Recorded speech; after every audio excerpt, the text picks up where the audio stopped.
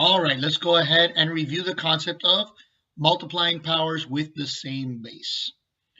Okay, remember the basic idea behind multiplying powers with the same base is that if you multiply together two or more powers that have the same base, what you need to do is just add the exponents together. So if we look at example number 1 here, we have 5 to the third times 5 to the fourth. They both have a base of 5. So really, we just have to say, okay, well, 3 plus 4 is 7.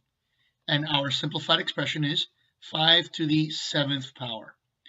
We don't care about evaluating right now. To evaluate would be to multiply 5 by itself 7 times and get a final answer. Okay. Right now, we're just concerned with writing the simplified expression with an exponent.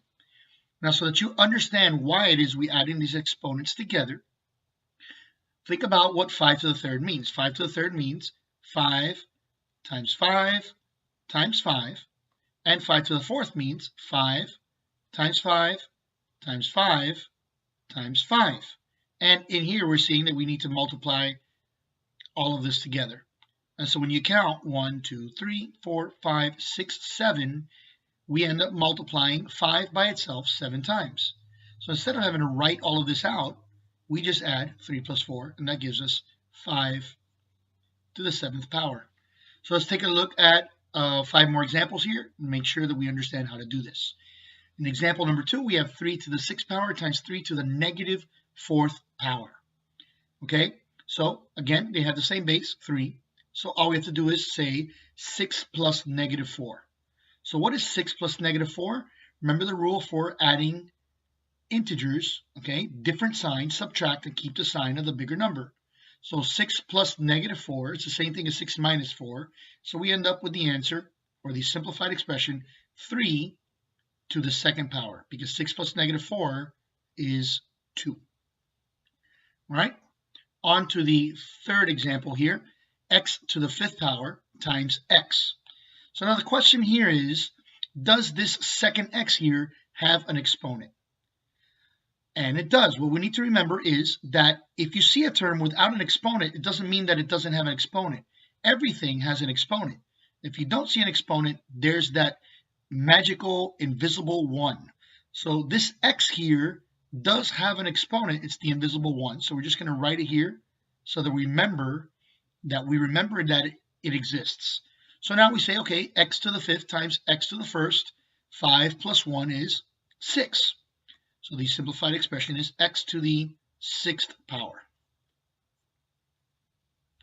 Moving on to number 4, we have here y to the 3rd times y to the negative 8th power. So they both have the same base, y. So we have to add 3 plus negative 8. So again, different signs, subtract, keep the sign of the bigger number. 3 minus 8 is negative 5. So then we can simplify this to say y to the negative 5th power. But are we finished? No, we're not finished, because we learned in the last lesson what to do with a negative exponent. The negative in a negative exponent says, hey, get the reciprocal of this.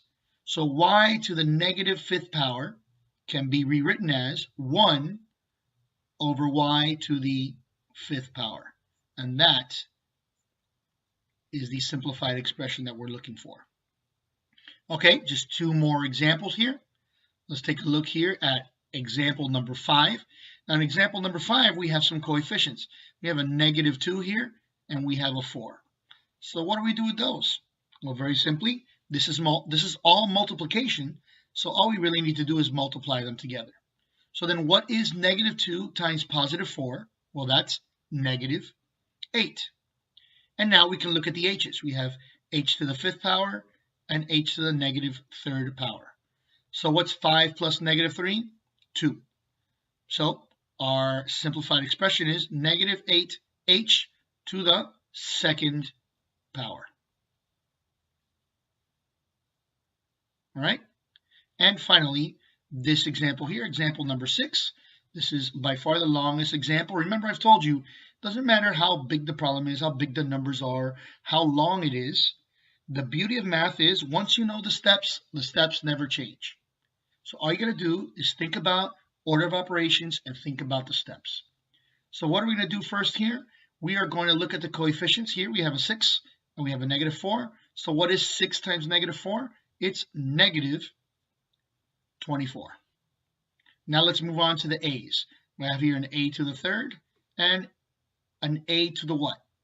An a to the first power. So a to the third times a to the first, 3 plus 1 is 4. So this becomes negative 24 times a to the fourth power. And then finally, the b's. Okay, we have b to the negative second and b to the negative eighth. What's negative 2 plus negative 8 is negative 10. We write here times b to the negative 10th power. So are we finished here? No, we're not finished. If we remember, I need to speak a little more slowly.